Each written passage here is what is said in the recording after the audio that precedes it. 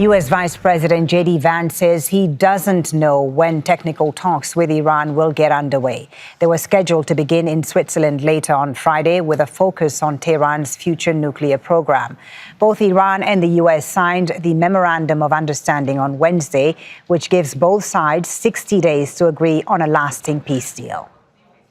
Our plan is to go to Switzerland. I don't know exactly when. The way that we're setting up this technical negotiation is that obviously you're going to have the political leadership involved.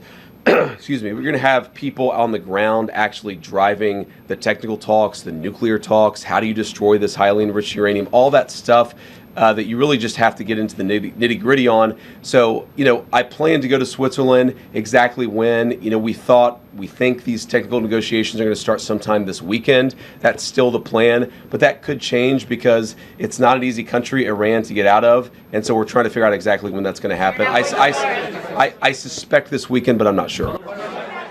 Bristol Sardar is standing by for us in Tehran. But first, let's go to Osama bin Javaid, who's in the Swiss city of Lucerne. Osama, so Friday is supposed to see the official kickoff of the negotiations between Iran and the U.S. and their partners. What's happening? What are we expecting this weekend?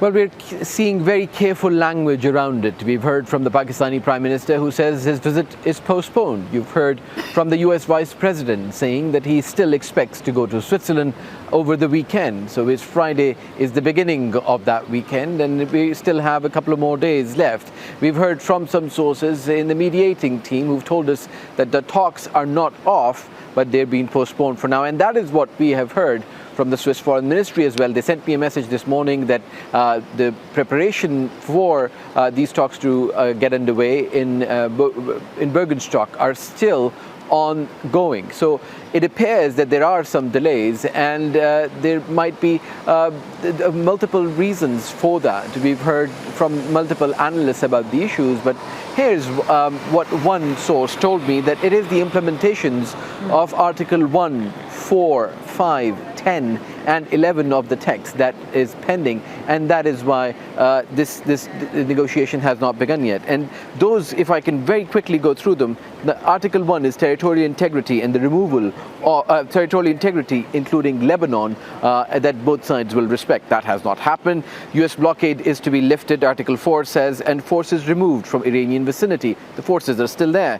Number 5, Iran to allow safe passage, no toll, with talks with Oman and other Gulf states. Article 10 talks about US waivers until the termination of sanctions. That hasn't happened yet as well. And Article 11 says that there would be the full availability of the use of the frozen funds that Iran would actually get as a result of this deal. So there's plenty in the Memorandum of Understanding, which is not a deal, but it is an understanding. For these talks to get underway, there are multiple things that need to be done, and they're still pending as the clock ticks on, and we're at day 59. Indeed, and important that you reminded us there of what the articles, the clauses in the agreement are.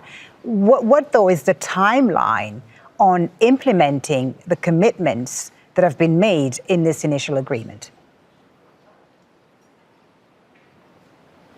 Well, I've been talking to the mediators, and it is going to be up to the parties. Essentially, what they've agreed upon about the immediate flow of ships from the Strait of Hormuz, you're seeing that happen. You're seeing that the U.S. has lifted all of its blockade, all of its restrictions on Iranian naval ports, that there is a cessation of hostilities between the two countries, but Lebanon remains the main question. Just this morning, we heard from Israeli media that at least 4 Israeli soldiers have been killed in south of Lebanon. It is continuing to illegally occupy that territory. There are ongoing clashes on Lebanese soil, and that to the Iranians is a red flag, because what they want to ensure is that there is a ceasefire, there is respect of territorial integrity and sovereignty, including Lebanon, and whether that is included, according to the Americans or the Israelis, is going to be a major hurdle before these talks could begin.